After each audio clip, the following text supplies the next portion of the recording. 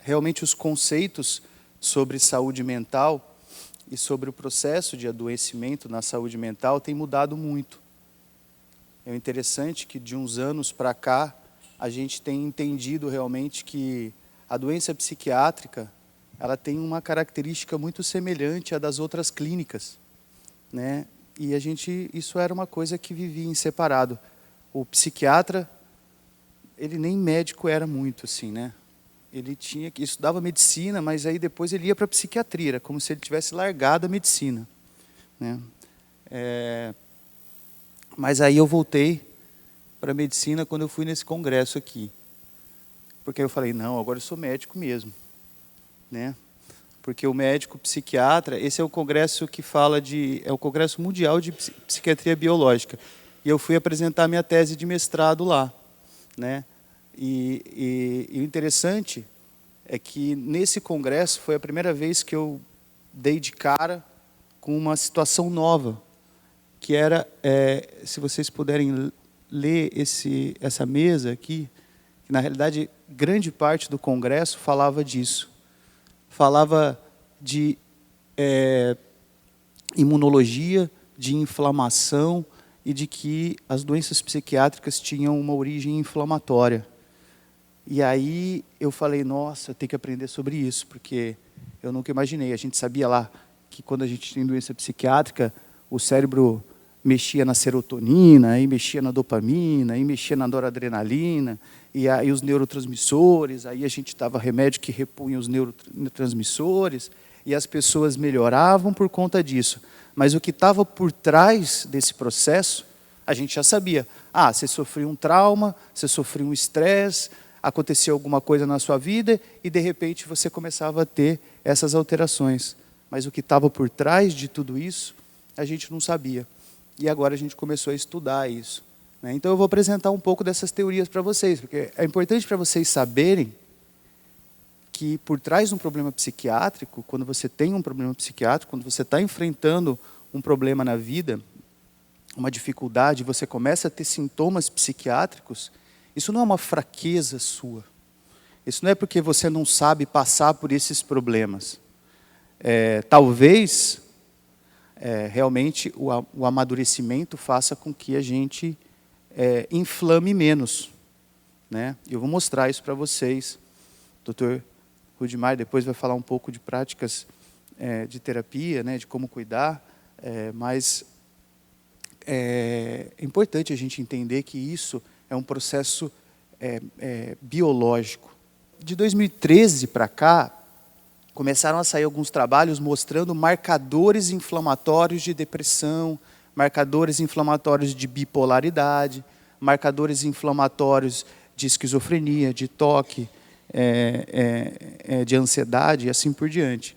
Mas o que eu acho que é um marco entre a união das clínicas é esse trabalho, esse statement da American Heart Association, né? É a Associação Americana do Coração, é uma associação ligada à cardiologia, né? E eles, de uma vez por todas, conectam a fisiopatologia da depressão e da bipolaridade aos transtornos cardiovasculares, tá? As doenças cardiovasculares. Transtorno é na psiquiatria, né? Nas clínicas a gente chama de doença. Então, o que acontece? Aquelas alterações que a gente conhece, que a gente vai lá no cardiologista para avaliar, o doutor Sérgio sabe muito bem disso, né? Em que você tem aquela inflamação no vaso sanguíneo, né? Aí faz aquela placa de aterosclerose, e aí aquela placa de aterosclerose pode romper, e você tem um infarto, e a placa de aterosclerose, aí você deixa a parede do vaso mais grossa, né? E a partir daí você pode ter pressão alta, né? Isso daí também acontece no vaso sanguíneo do cérebro, tá? E o interessante é que o vaso sanguíneo do cérebro, ele é mais sensível, ele é um vaso mais fininho, mais delgado, mais sensível. E ele inflama tanto quanto, e ele pode inflamar mais rápido, tá?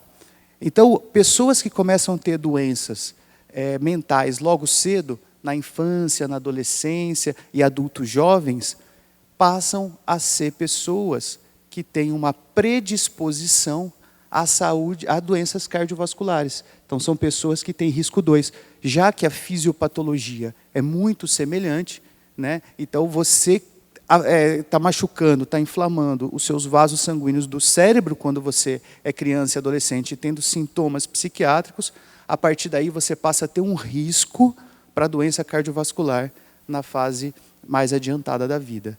Tá? E eles passam, então, a tratar, a partir de 2015, a partir desse statement, os pacientes com sintomas psiquiátricos na fase, na infância e na adolescência, passam a ser clientes da cardiologia também.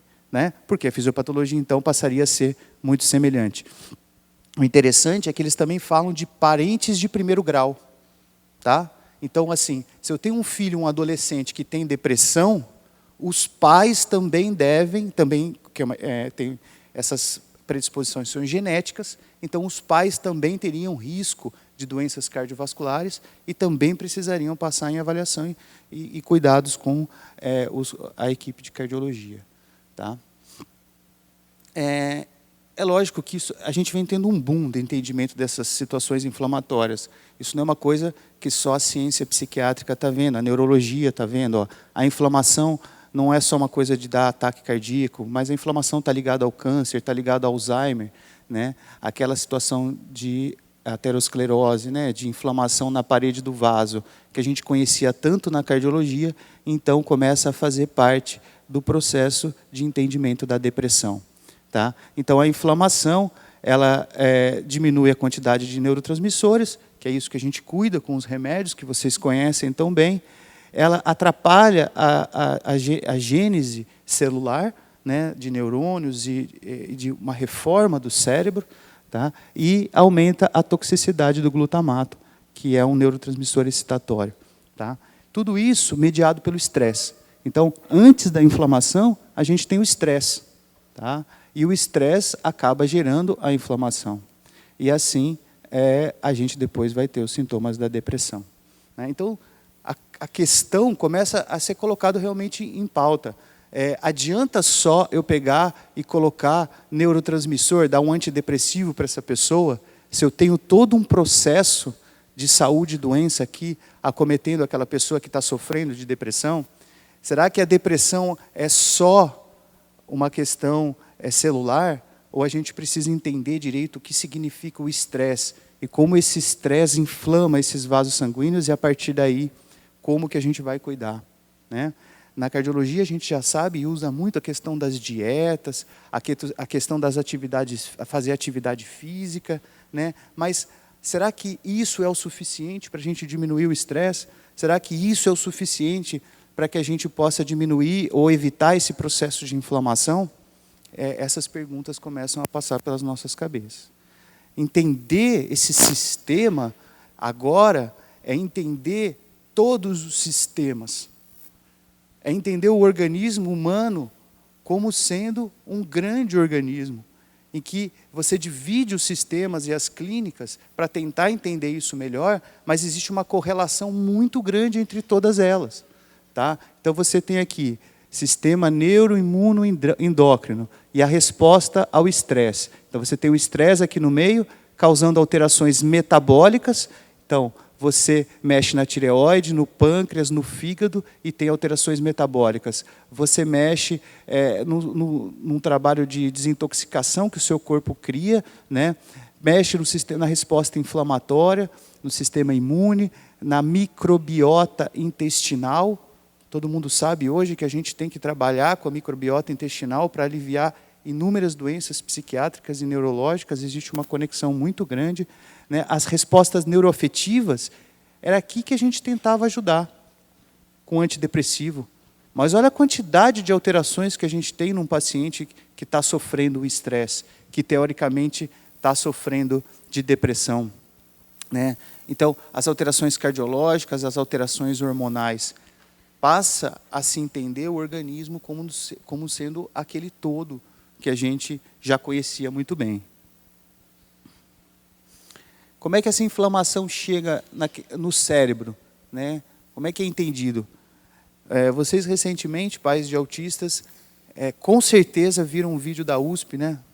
sobre aquela descoberta dos astrócitos que faziam as conexões, tal, não sei o quê, porque eu sei que todo mundo viu, porque esse vídeo já tem mais de quase 1 milhão de visualizações, então praticamente todo mundo já deve ter visto. Mas essa coisa dos astrócitos estarem ligados aos vasos sanguíneos e ligados aos neurônios e serem responsáveis pela resposta neuroimunológica no cérebro, já é antiga, não é uma novidade para a gente. E alguns autismos, você pode ter alteração nas genéticas responsáveis pelo trabalho metabólico do astrócito.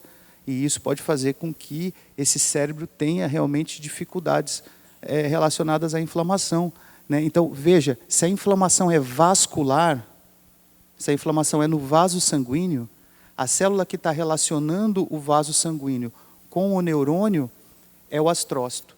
Tá? E a glia, que eu falava tanto para vocês nas outras aulas, é aquela célula que é responsável por fazer as sinapses. E que também tem uma correlação direta com os astrócitos e com os neurônios. Tá? Então, as afecções do neurodesenvolvimento que afetam esse sistema podem gerar problemas no desenvolvimento, como o autismo, por exemplo. Mas eu posso ter uma afecção adquirida, que eu não nasci com uma problemática específica, mas eu posso nascer com uma predisposição em que esse sistema ele inflama mais facilmente que outros. Por isso, pessoas têm mais uma suscetibilidade maior a ter depressão do que outras. Isso respondem diferente ao estresse, são mais sensíveis ao estresse. Tá? E aí, essa resposta inflamatória vascular vai ter uma ação nesse sistema que vai mexer no funcionamento dele. Tanto a nutrição desse neurônio vai ser diferente, a nutrição desse astrócito vai ser diferente, e aí eu vou ter as respostas secundárias a esse processo inflamatório. Tá? Então, aí a gente começa a ver os trabalhos. Né? Olha aqui, a questão, esse é um trabalho que mostra a diferença da resposta inflamatória em homens e mulheres. E aí a gente começa a ter marcadores inflamatórios que eu posso colher na corrente sanguínea da depressão. Como, por exemplo, o fator de necrose tumoral, que era um fator inflamatório que a gente pedia para alguns outros problemas, principalmente na cardiologia, para ver como é que estava a inflamação do vaso sanguíneo. Agora pode pedir na psiquiatria também. E as interleucinas, que são proteínas liberadas em momentos inflamatórios do nosso corpo, que tem tropismo por alguns tecidos, e às vezes tem tropismo por alguns tecidos cerebrais, e que também são liberadas por aqueles astrócitos, pela glia, em momentos inflamatórios, em momentos de estresse. A única coisa que eu tenho de interessante nesse trabalho é que tem uma interleucina, que é essa interleucina 10 aqui, ó, que foi encontrada em mulheres deprimidas. Tá? E o que é interessante, eu sempre achei que mulher sofria mais de depressão, e realmente mulher estatisticamente sofre mais de depressão, mas ao mesmo tempo a mulher libera mais interleucina 10, e a interleucina 10 ela tem uma ação anti-inflamatória. Tá? Então, apesar da mulher estar deprimida, mais deprimida, a mulher libera mais fatores protetores contra a inflamação, coisa que nos homens não foi encontrado tanto. Isso também eu descobri ontem à noite. Tá? Eu não sabia disso. Eu achei super legal, vou estudar um pouco mais sobre isso. E aqui tem todas as alterações relacionadas à produção do cortisol, né, e à liberação do cortisol. Então, o cortisol é um hormônio da vigília que a gente produz basicamente de manhã, a partir das 3 da manhã, é o primeiro pico do cortisol que a gente tem. Por isso que a maior parte de vocês, quando acorda de manhã, se olhar no relógio, vai ver que são 3 horas da manhã. Isso não é mandinga, né? Isso não é uma coisa do demo, tá? Isso simplesmente é a fisiologia do seu organismo. 3 horas da manhã, nós temos o primeiro pico do cortisol, e a partir daí a gente pode dar uma despertada. Tá? É lógico que é um pico de cortisol pequeno, e a partir daí a gente volta a dormir. Mas realmente, a partir daí, eu tenho vários picos de cortisol em sequência, até chegar num pico maior às 7 da manhã, ou antes das 9 da manhã, que é quando a gente realmente pede, às vezes, para coletar o cortisol. E a gente avalia esse cortisol da manhã, porque a resposta desse cortisol, ele pode estar alterada em pacientes com depressão. Então, se eu estiver sofrendo o estresse agudo, por exemplo, a pessoa tem medo de coletar exame. Aí ela vai lá, coleta o cortisol, mas ela está apavorada. Ou seu filho está em crise. Né? Precisa de 6 pessoas para segurar. Vocês não conhecem o que é isso, né? Filho em crise para coletar exame. Aí precisa de 6 pessoas para segurar. Na hora que eu pedir o cortisol dele vai estar aumentado. Por quê? Porque ele está na vigência do estresse. O estresse está muito alto.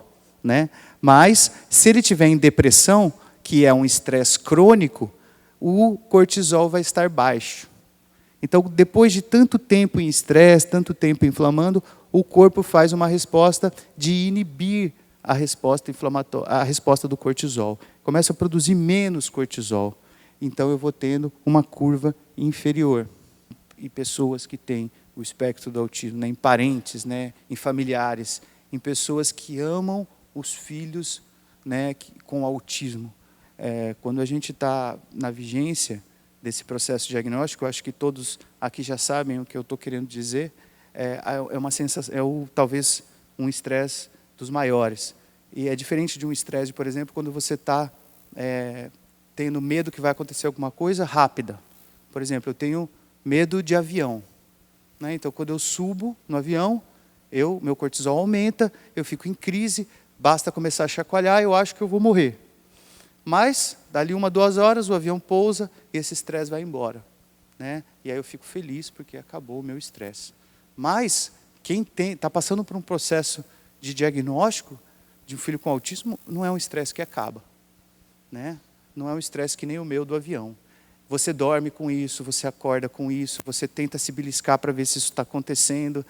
É a pessoa, aquilo que você esperou tanto, né? É o seu filho, a coisa que você mais ama naquele mundo, e você está com medo de que ele tenha um problema que às vezes você nem conhece. E aí você entra na internet, você vê atrocidades, coisas desesperadoras. E aí você não sabe se aquilo pode estar acontecendo com o seu filho, você fica comparando. Então, esse processo é um processo extremamente estressante.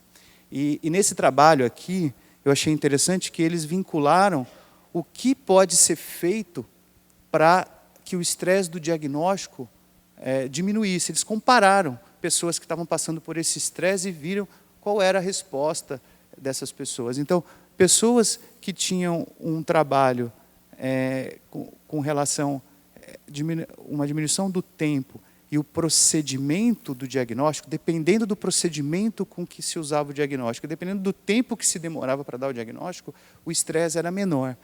A participação e o entendimento do processo diagnóstico pelas mães era muito relevante, porque a mãe é mais sensível, né? A mãe é que está embebida naquele amor muito grande, ela tem uma sensibilidade muito maior. Então, quando a mãe participa do processo diagnóstico, ela entende o que o médico está fazendo, ela entende o que a equipe está fazendo, e ela participa do dia a dia do processo de diagnóstico, ela passa a ter uma psicoeducação clínica a respeito do diagnóstico, o processo de estresse dela é menor.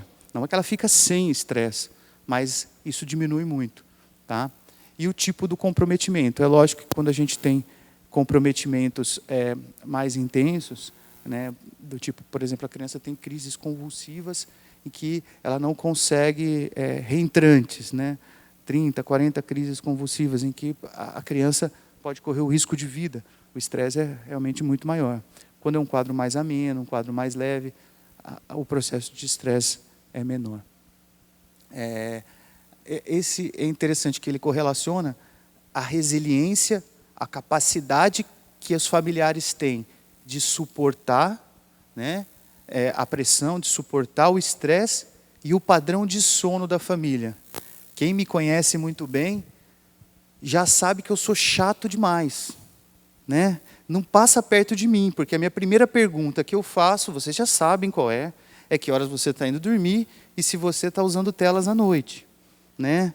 Todo mundo entra no meu consultório, já entra cabisbaixo, fala, doutor, eu estou vendo televisão à noite. Né? Porque já sabe que a primeira coisa que eu vou perguntar é isso. Por quê? por causa do estresse da noite. Para mim, e para alguns trabalhos, a noite e o sono reparador, que é o sono modulado pela melatonina, em que seu pico de ação é das 9 da noite às 3 da manhã, é o melhor momento anti-inflamatório da vida, do dia. E nós não mais valorizamos esse sono há muito tempo, né? Quem aqui pode levantar a mão, quem dorme antes das 9 da noite e quem não assiste tela a partir das 8 horas da noite, né? Alguém? Já sabia. Então, podem começar a trabalhar com relação a isso. Por quê? Porque isso diminui o estresse, porque isso aumenta a sua capacidade de resiliência. Simplesmente porque você vai produzir mais melatonina, você vai ter um sono mais reparador e você vai ter um cérebro menos inflamado, né? E isso está provado já cientificamente. Aqui é interessante, aquele mesmo trabalho com cortisol que foi feito com pessoas depressivas, mas que não tinham relação com autismo, aqui um trabalho feito com pais de autista, mostrando esse embotamento do cortisol aqui. Então, a gente também, o pai do autista, ele está tão vinculado ao estresse, ele está vivendo o estresse tanto tempo no dia a dia, que ele tem uma redução crônica na produção do estresse, do cortisol. É interessante, né? Porque eu vejo o Zé falando daquela frase do carregar o peso, né? E vejo essa história do peso, né? Estou de frente com o peso. Mas é isso. Produzir menos cortisol é uma proteção. Porque se o nível de cortisol alto me dá uma sensação de estresse, aumenta o metabolismo das minhas células e faz com que minhas células fiquem mais aceleradas, com que elas funcionem mais, com que eu fique mais ansioso, como o corpo percebe que eu estou deprimido, que eu estou passando por esse estresse cronicamente, ele começa a liberar menos cortisol para que talvez eu possa suportar esse peso, que não está indo embora, né? Que eu tenho que enfrentar. E aí essa sensação fica um pouco menor, tá? Aqui uma correlação entre o estado de treinamento parental, tá? Isso o estado de psicoeducação, do entendimento dos pais com relação ao processo saúde e doença do filho, a psicoeducação e o estado de estresse, tá? E é muito interessante. O treinamento parental, ele tem uma ação mais importante do que a psicoeducação. O treinamento parental é quando eu entendo especificamente do problema do meu filho. A psicoeducação é quando eu entendo do processo de doença sobre o autismo. Então, se eu entender sobre o autismo, vai me dar uma proteção. Se eu entender sobre o autismo do meu filho, eu vou ter uma proteção muito maior. Agora, se eu entender dos dois, a proteção realmente aumenta. Então, existe uma relação realmente quanto ao nível de estresse que eu estou sofrendo e a psicoeducação e o treinamento parental. Aqui é outro trabalho muito legal, que também avaliando o estresse, né, e a parceria dos pais com os professores dos nossos filhos. E isso vocês sabem porque eu vejo no dia a dia. A maior reclamação que eu recebo no meu consultório é da escola. Primeira coisa que os pais chegam é falar, porque eu fui lá na escola, porque eu briguei na escola, porque eles não querem fazer aquilo que é melhor para o meu filho, porque eu quero que faça isso, porque eu quero que faça aquilo. E os professores que vivem uma vida hoje bem penosa, bem estressante, não conseguem se correlacionar bem com os pais dos pacientes com autismo, e isso vira um embate, às vezes, muito grande.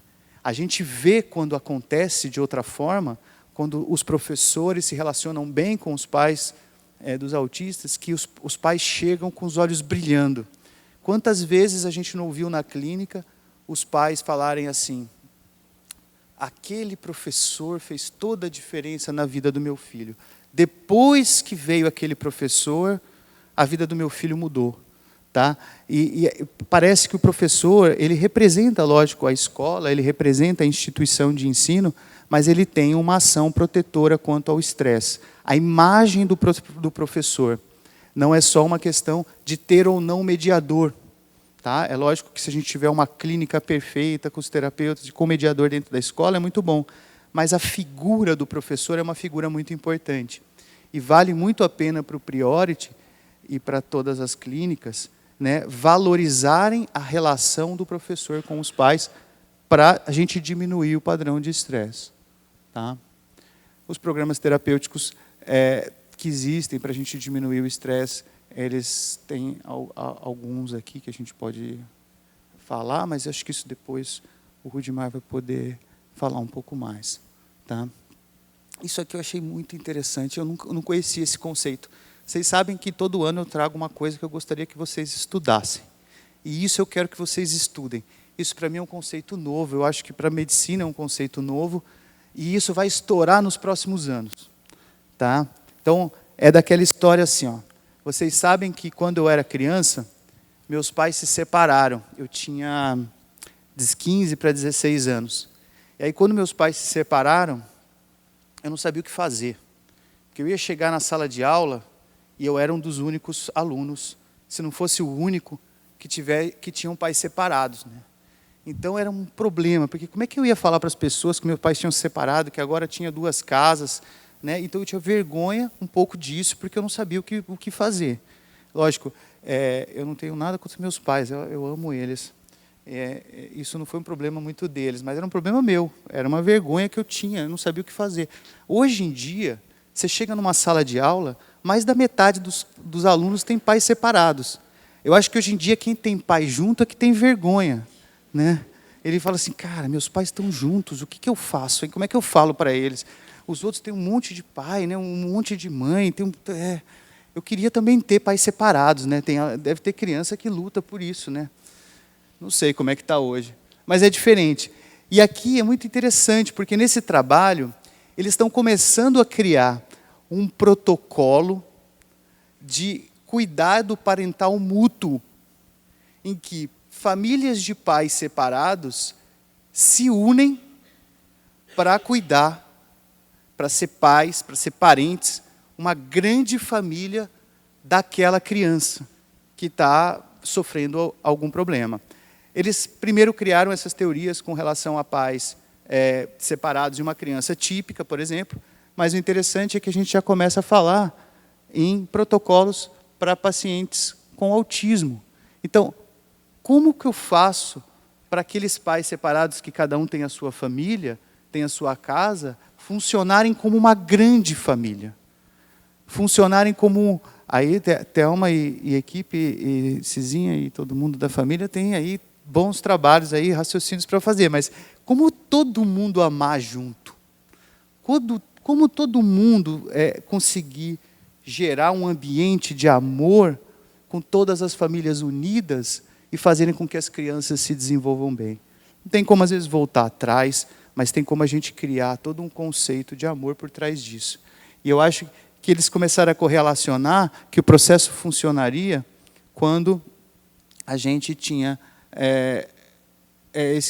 o diagnóstico, o cuidado parental, uma motivação, né, e a esperança quanto ao desenvolvimento. Quando as duas famílias se unirem nesses processos, talvez o estresse diminua e talvez a gente consiga ter uma qualidade de vida melhor. Tá? É como se a gente tivesse, assim, olha que interessante, adoro ver a zebra fazendo isso. Né? Porque a zebra ela não consegue coçar as próprias costas. Né? O pescoço dela não chega nas costas. Imagine que angústia que é você ter um monte de bicho nas suas costas e você não poder coçar. Primeiro que sua pata não chega. Segundo que a boca também não chega. Aí o que ela pede? Ela pede ajuda para a colega. Enquanto você coça a minha, eu coço a sua. Ó. Aí que beleza. É um pouco isso. Às vezes elas não são parentes. Às vezes mas elas se ajudam mutuamente. Imagine o prazer que é uma coçando a costa da outra. Né? Deve ser uma coisa deliciosa. Né? É maravilhoso isso. Eu podia ficar olhando essa imagem a tarde inteira. Eu sinto o prana dessa situação. Né? E elas realmente ficam horas fazendo isso. Viu? eu acho que a questão do estresse e do processo inflamatório realmente é a forma com que a gente interpreta isso, tá? Quando eu olho uma situação que nem essa, quando eu vejo uma coisa que nem o Carandiru, né, ou as prisões no Brasil, eu consigo imaginar o tanto de estresse que as pessoas que vivem aí sofrem, né? E o que deve ser depressão aí dentro, né? O que deve ser psicopatologia, né? E aí a gente sabe que estar preso por qualquer que seja a situação vai te colocar numa situação de estresse. Estar preso dessa forma, mais ainda. Mas o que eu queria deixar de mensagem hoje para vocês é que é muito interessante como o estresse não vem do ambiente. O estresse vem da forma como a gente interpreta esse ambiente. Mas, Caio, tem como eu estar dentro de um lugar desse e não ter estresse? Tem como eu estar preso numa situação e não ter estresse? Tem. E a gente tem exemplo para isso. A gente tem exemplo de uma pessoa que passou 27 anos preso em prol de um ideal, passando o pão que o diabo amassou, sofrendo todos os estresses do mundo, e feliz, sem depressão, ele traz essa mensagem para a gente, né? De quando eu saí em direção ao portão que me levaria à liberdade, eu sabia que se eu não deixasse a minha amargura e o meu ódio para trás, eu ainda estaria na prisão. E a prisão que ele quer dizer é o estresse, tá? A prisão que ele quer dizer é aquilo que traz a depressão para a gente. Eu posso estar num lugar ruim, mas se minha mente for plena e se eu conseguir me limpar dos pensamentos negativos ou dos pensamentos ruins e pensar no amor, e pensar no progresso, e pensar nas minhas metas e o quanto o meu trabalho em nome do amor pode fazer diferença para mim, para o meu filho e para a humanidade, com certeza eu vou terminar a vida que nem ele, sorrindo. Muito obrigado.